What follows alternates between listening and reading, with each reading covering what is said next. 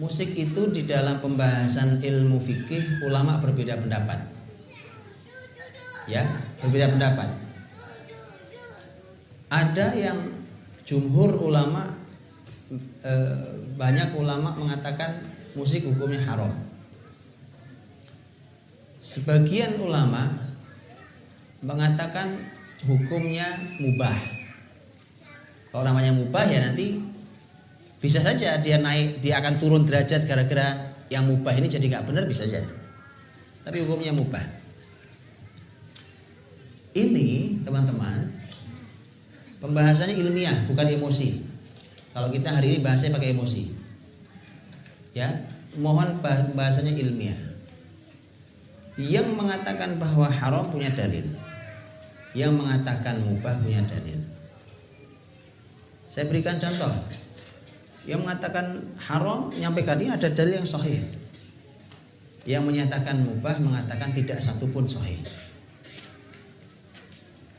Saya berikan contoh Imam Ibnu Hazm rahimahullah ta'ala, ulama besar Andalus. Ibnu Hazm dalam kitabnya Al-Muhalla, beliau mencantumkan puluhan dalil tentang musik, tentang haramnya musik. Di ujung beliau mengatakan setelah diteliti tidak ada satupun yang sahih. Kalau ada satu saja yang sahih, saya akan katakan musik haram. Ini ulama, paham ya? Jadi bahasa itu pakai ilmu, nggak pakai emosi. Ini ulama beneran kalau ini, bisa dipahami. Baik. Para ulama, jumhur ulama yang mengatakan haram, ada kok yang sahih. Karenanya nanti Ibnu Hazm dijawab oleh ulama-ulama setelahnya. Sampai hari ini perbedaan itu masih muncul, ya kan? Oke. Yang mengatakan haram masih muncul. Syekh Albani menulis buku tentang tahrim alatit tarb, haramnya alat musik, sampai tulis bukunya. Syekh Qardawi ikut pendapat Ibnu Hazm. Jangan pakai emosi. Antum bahas pakai emosi mah nggak cocok di ilmu. Ini ilmu murni, bukan sekedar ngeblok sana ngeblok sini. Saya tunjukkan. Salah satu mantan imam Masjidil Haram hari ini mengatakan musik halal, mubah, maksud saya mubah. Syekh Adil Al-Kalbani, hafizahullah ta'ala, itu imam Masjidil Haram, sekarang sudah tidak lagi. Itu mengatakan itu. Ketika beliau resmi diwawancarai oleh TV Al Jazeera, beliau katakan ini perbedaan fikih biasa dari dulu dan saya tidak menemukan dalil yang bisa mengharamkan musik, kata beliau, ya kan? Tapi beliau juga harus katakan. Dan tapi teman-teman, di luar perbedaan pendapat itu, baik, ini perbedaan fikih. Sekali lagi kenapa saya paparkan perbedaan fikih ini? Supaya kita semua belajar. Kalau bahas fikih itu tolong pakai ilmu, jangan pakai emosi ya. Pakai ilmu, ngerti ilmu kan? Pakai ilmu, bukan sekedar kita ini nggak ada kita ilmu. Dudukkan ilmunya. Kalau antum mau mentarjih, mau mengambil mana yang lebih roji, itu hak kita memang. Saya cenderungnya yang ini pak yang lebih kuat. Oh yes, memang begitu harusnya. Harus begitu. Orang hidup harus mengambil keputusannya. Mana yang antum merasa tumak ninah, merasa tenang di sana, kita ambil. Tapi jangan salah, perbedaan ini muncul di antara ulama-ulama besar, bukan antara ulama dengan bukan ulama, bukan. Nah, tetapi yang mengatakan musik mubah sekalipun nggak senang musik, tidak senang musik. Mengapa? Karena ini murni bicara hukum. Hukum mubah itu kan nggak mesti harus diambil. Apa semua mubah untuk makan kan enggak? Iya, tidak semua yang mubah diambil. Makanya beliau-beliau yang mengatakan mubah itu nggak dengerin musik, enggak. Ya kan? Bedakan dengan hari ini umpamanya orang nyari hukum musik mubah karena senang musik. Beda kan? Semangatnya beda gitu loh. Yang mengatakan haram itu dulu pakai ilmu, sekarang semangatnya ngajak berantem orang. Beda, semangatnya memang beda. Tidak begitu ilmu Islam itu. Ya, ada ilmu yang harus dibahas. Nah, apa hubungannya dengan pendidikan?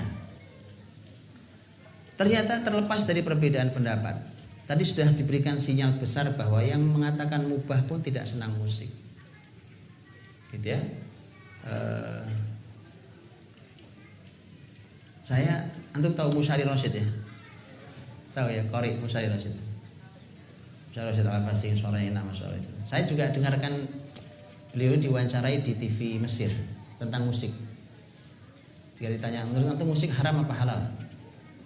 Seingat saya jawaban Musyari begini. Musyari itu adik kelas saya, Pak. Jadi, ya kan? Musyari ini dia mengatakan, saya kalau mengatakan musik haram itu ganjel di hati saya. Kayaknya maaf, bukan. Saya kalau musik itu saya ada tahaful. Tahaful itu artinya kalau ada musik lewat itu apa ya? Ganjel gitu di hati saya. Tapi saya mengatakan musik haram juga nggak berani saya.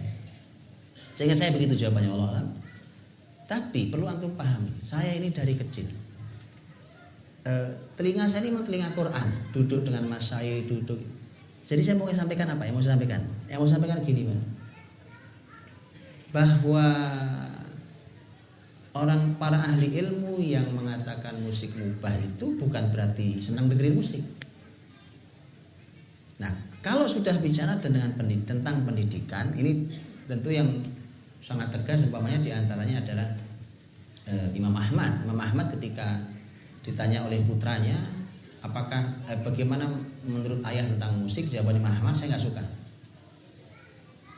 Jawaban tidak suka kan bukan hukum. Mana ada hukum namanya nggak suka, itu kan bukan hukum. Tapi itu jawaban pendidikan. Karena yang sedang bertanya anaknya. Dan kali itu Imam Ahmad memberikan pelajaran tentang hukum, tentang pendidikan, bahwa saya tidak suka musik.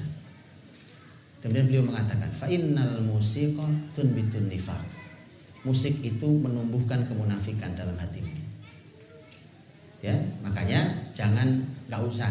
Nah, kalau ulama mengatakan itu, karenanya bahkan Imam Ibnu Qayyim dalam syair An-Nuniyahnya beliau menyampaikan tentang bersihkan pendengaranmu ini dari berbagai alunan itu. Itu Imam Ibnu Qayyim rahimahullah. Artinya pendidikan Islam, mendidik generasi ini, saya ingin katakan musik bukan alat untuk mendidik generasi. Ya, musik bukan alat untuk mendidik generasi. Bahkan banyak sekali anjuran ulama yang memerintahkan agar anak kita yang sedang belajar ilmu ini untuk dijauhkan dari musik. Ini saya tidak sedang bicara hukum. Hukum tadi sudah saya sampaikan di depan ya. Hukum ulama berbeda pendapat dalam hal itu. Bisa dipahami mudah-mudahan. Jadi intinya adalah bahwa musik bukan merupakan sarana untuk pendidikan dalam Islam, dan generasi ini yang mereka sedang tumbuh belajar ilmu yang baik ini jauhkan dari musik. Wallahu a'lam.